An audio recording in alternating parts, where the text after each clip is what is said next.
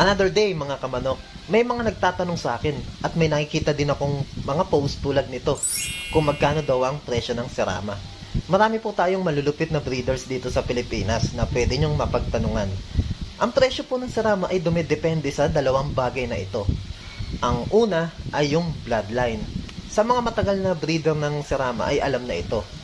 Meron kasing tinatawag na local lines at import lines at kailangan legit yung bloodline. Paano mag-legit check?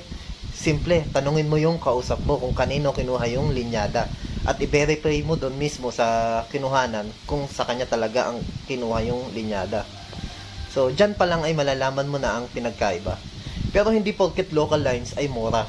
At dito na papasok yung pangalawang bagay na dumedepende sa presyo ng Serama. Ito yung breeder.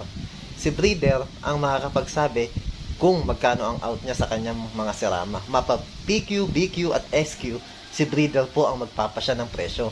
Nasa inyo na po yun kung kakagatin nyo. Meron naman pong mga kumakalat na price guidelines ng Serama sa mga Serama group. Huwag po kayong magtaka kung bakit ganito o ganyan ang presyo ng Serama.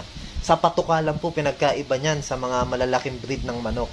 Pero ang pag-aalaga at gastos, panahon, oras ay parehas lang po. Sana po nakatulong po yung sinabi ko.